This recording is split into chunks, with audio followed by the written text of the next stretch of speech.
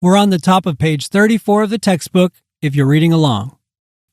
Looking back at your life inspection, do you wish some things were different? Living with scars or a physical disfigurement can be very troublesome, especially because you didn't choose this way of life. It was handed to you. The challenges you now face can be so great that perhaps you wish none of them were happening. The simple phrase, "I wish things were different," is a broad statement and so heavy that it slips right off the tongue.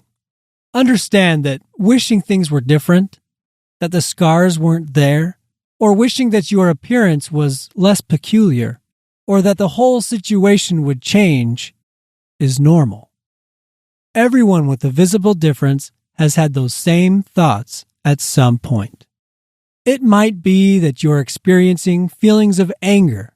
Maybe you're suffering with resentment, depression, confusion, embarrassment, shame, and an overall feeling of being lost are all honest reactions that come with the situation.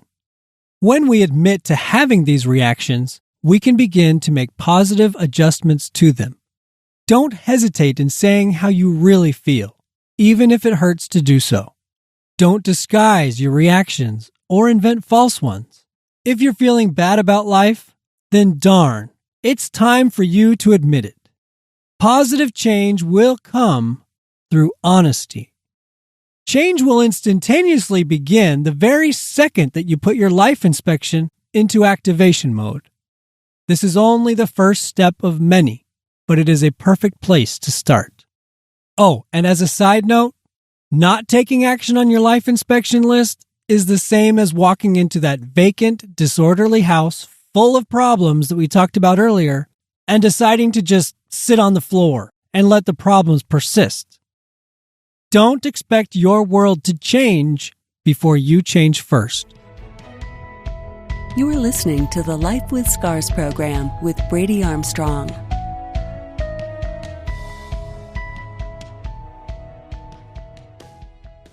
When cleaning house, some people start with the easy tasks and work their way to the more aggressive ones. Others prefer to tackle the large goals first. As long as you make your way through your list, there is no right or wrong way to do it. Like anyone, you want to feel good and happy about your situation again.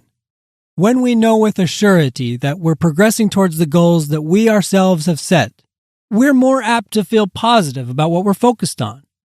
Having scars or a disfigurement doesn't prevent anyone from pursuing happiness. Only one's attitude can.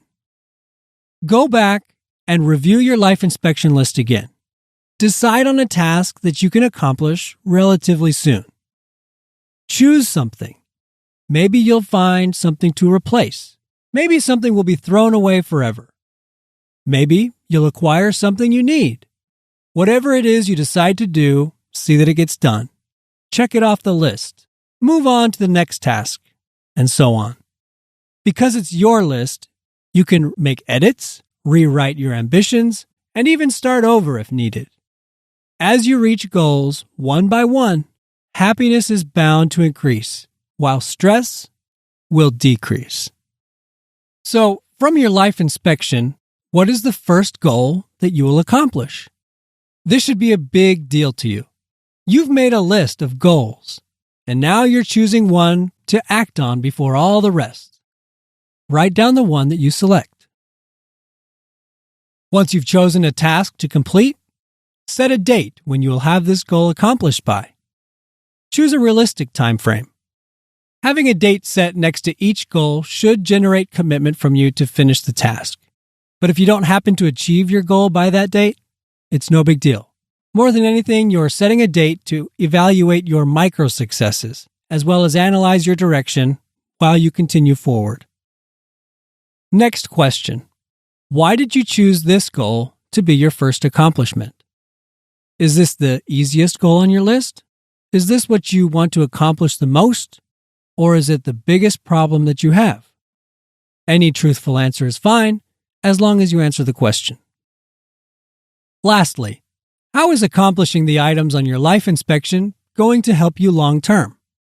We both know that I can tell you all day long why setting these goals and working towards these tasks is good for you, but you need to be able to answer this question yourself. Why is this a good exercise? By working your way through your list, you are accomplishing a series of goals that you have set for yourself. Don't stop. Work your way through your list. Keep selecting tasks and set times to have them completed. When you feel you're ready, move on to guideline number 3.